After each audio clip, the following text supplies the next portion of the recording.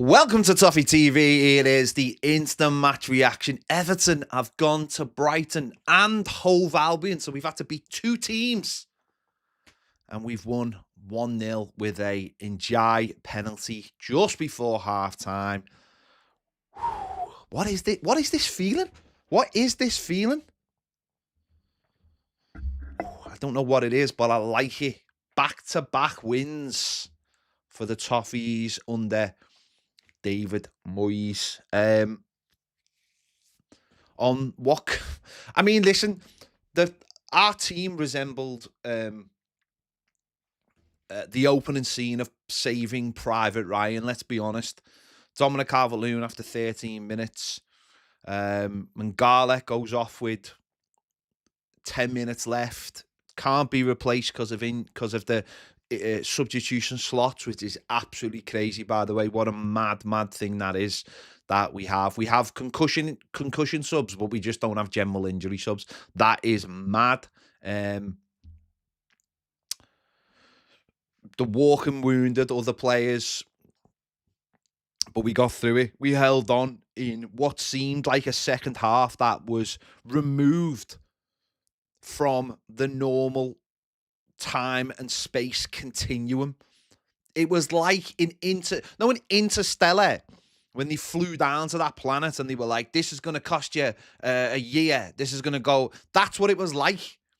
It was like it was going really slow. For us, it was just like, I could have picked up my PlayStation and 4 hours would have passed.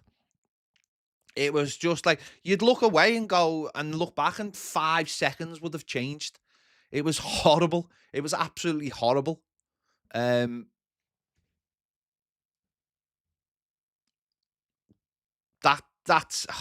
was just that second half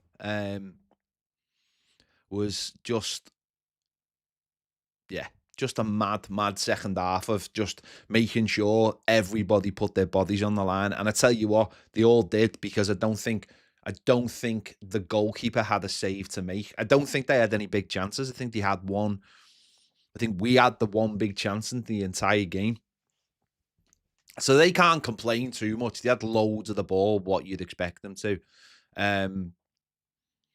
But what a brilliant battling performance it was in the second half. You know, not low. The thing is, in the first half, not loads happened. We didn't have loads of chances ourselves.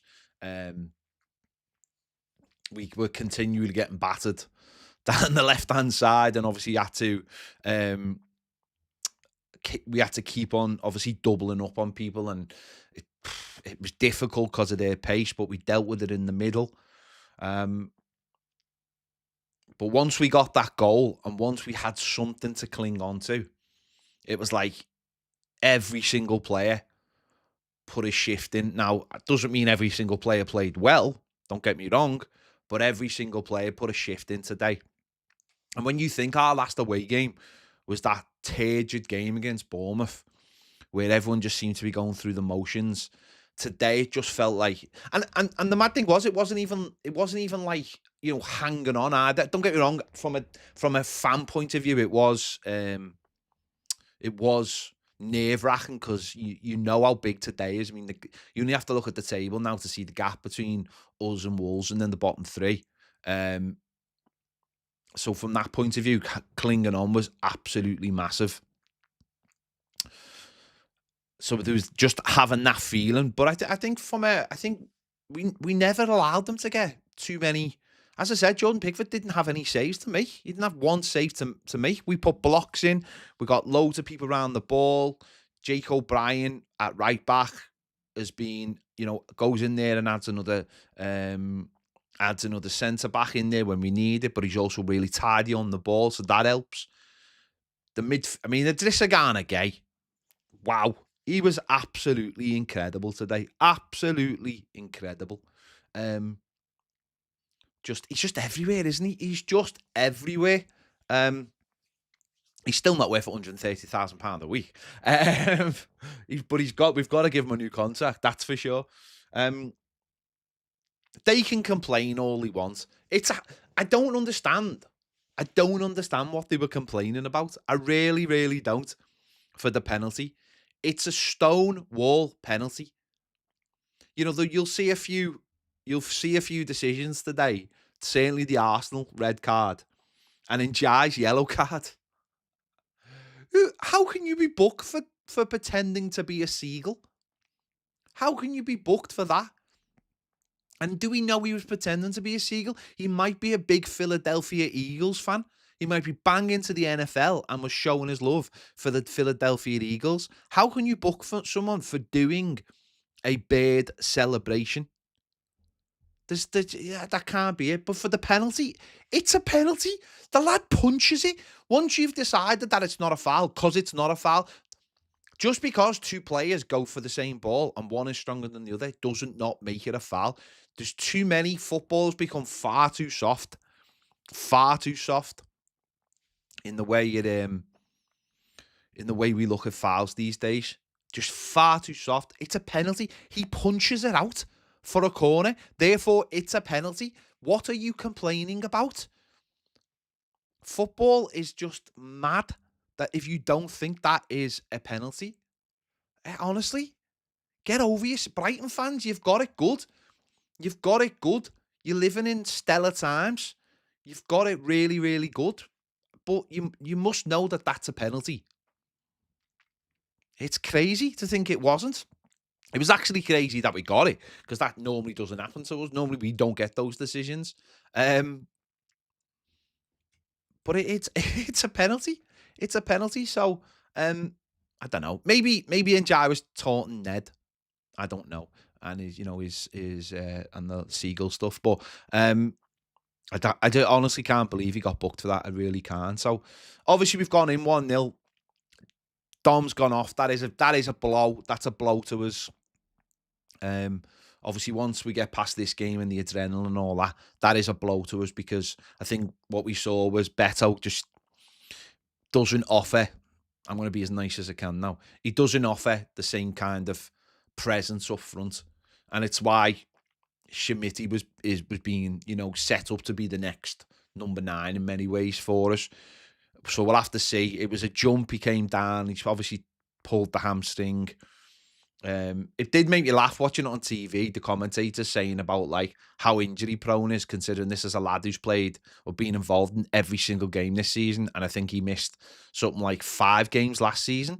So for the last 2 seasons, he's been pretty good. I know last season he took himself out of the Chelsea game because he knew that he felt something, and he knows his own body. So put to bed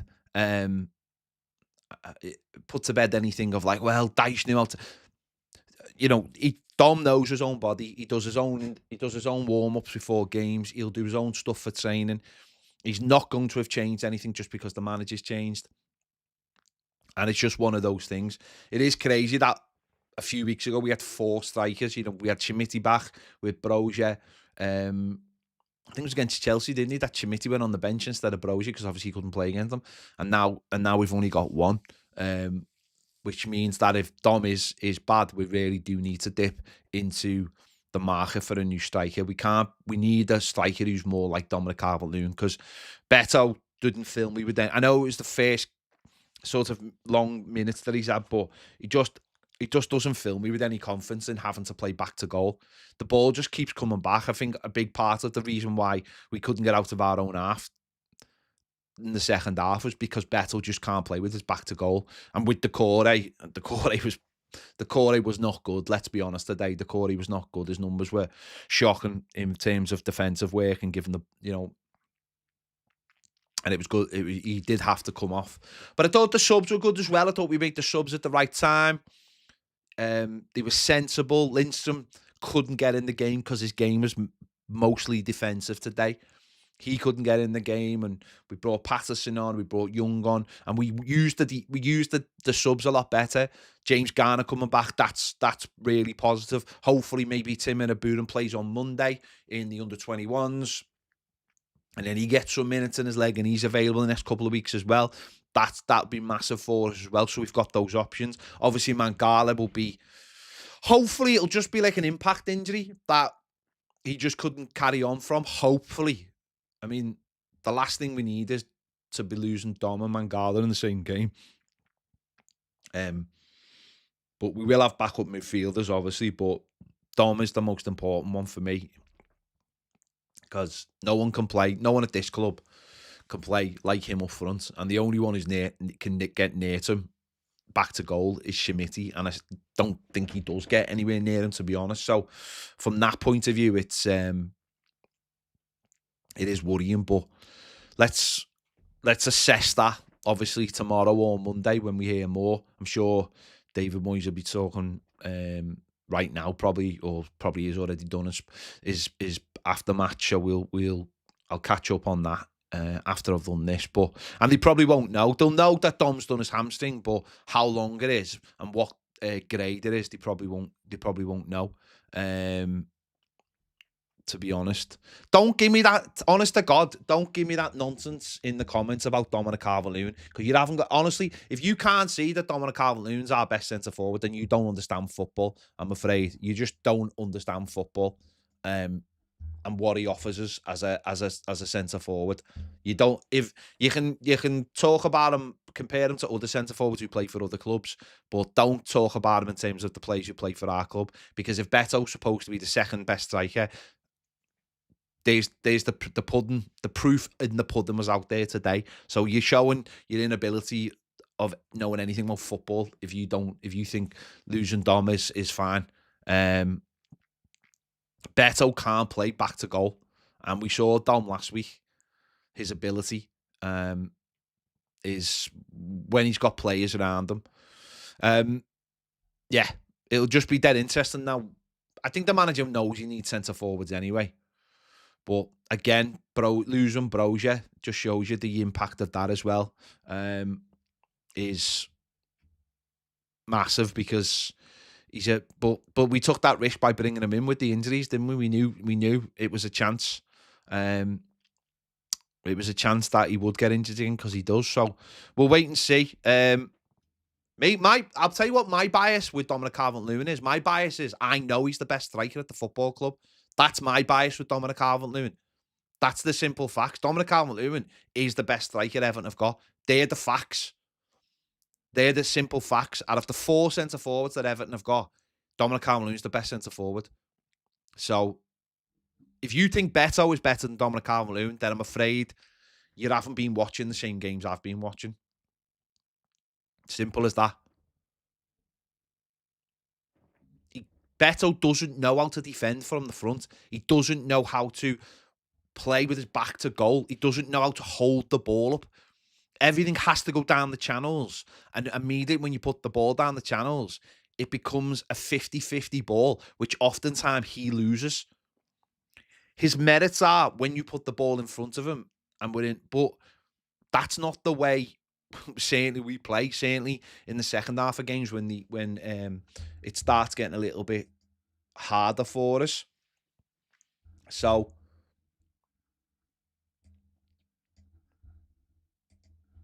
who's this on the super chat? Nick said, had a mate put £2 bet on the game. I told him that in Jai, but he only scored it in a 1-0 and he won 60 quid with his winnings to date. Very brilliant, mate. Hopefully you can pay for your super chat then. Nice one for the super chat. Yeah. So we're gonna have to have a look at that because obviously we can't go on with only one striker. No idea how long Schmitty's going to be, but we can't have one striker. And with the Corey playing the way he does, as being the nearest one to him, then that's not going to work either. So that ain't going to work. So yeah, they've got that might mean we look. I mean, obviously that might make the change of who we bring if we can bring someone on loan, or we might look to bring someone in on loan from Europe as another striker. We'll have to wait and see. They're not easy to get, but it'll all come down to how long Dom's out and how long Schmitty's. But the problem with Schmitty's been out most of the season, only came back for a game or two on the bench.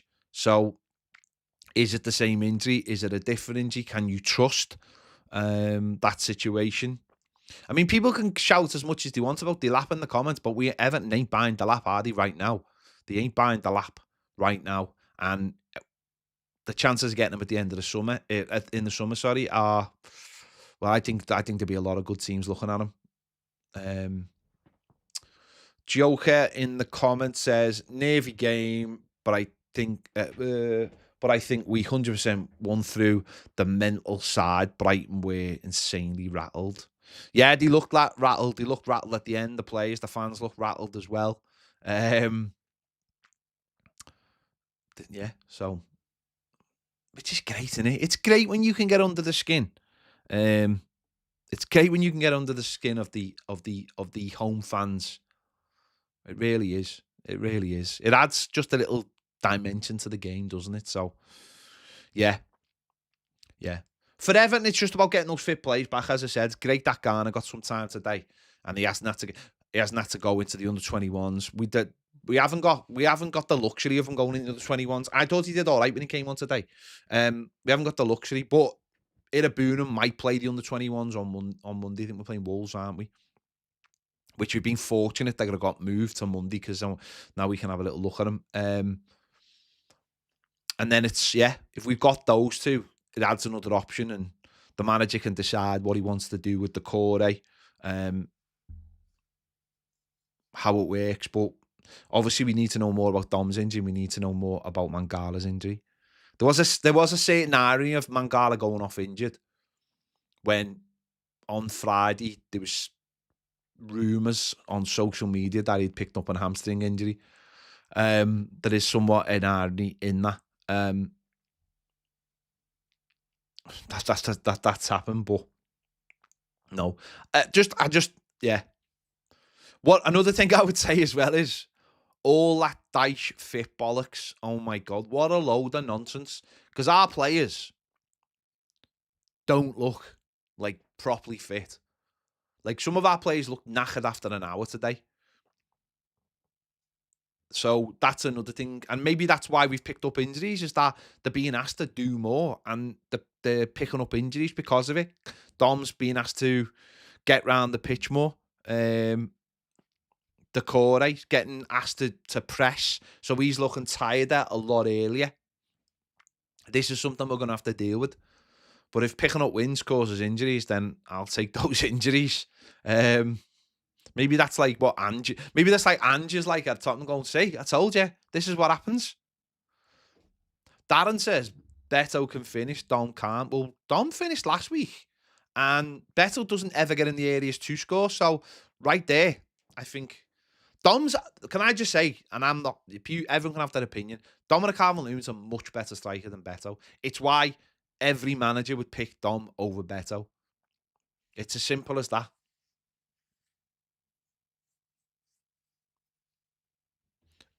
Betto's an impact player for me, but he isn't a very good... He's just not very technically good. He's just not. So, there you go.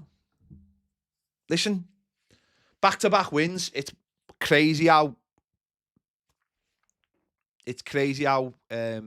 Also, Betto had a boss chance in the second half, put it in the side net, and so can he finish? Boss win, bringing back-to-back wins. It can do so much for you in the table. Everton, hopefully, next week is massive now, and hopefully we have the players available. If we could get the 3 points next week, then we should be looking up, obviously, if we can get the 3 points next week. Next week is huge in terms of us winning. Just if we could get a win against Leicester next week, it would just be absolutely massive. It would definitely put us into the next set of teams rather than in the bottom teams. It takes winning next week would take the pressure off literally everyone, I think, because the table would look look insanely more healthy as we try and move away from those teams. So, let's hope that next week we're all there. Players are ready to go. If it's Betto up front, they work on him all week to try and get him to be the player they want him to be. And that's another massive part of it. It is for Betto, it's about playing the way we need him to play, not the way he plays. So that's, if they know that he's going to be starting, they'll be on him straight away. Working with him all week, with the fact that we've got obviously more coaches really helps as well, because they can work with individuals. So next week is absolutely massive for us. But yeah, fantastic victory.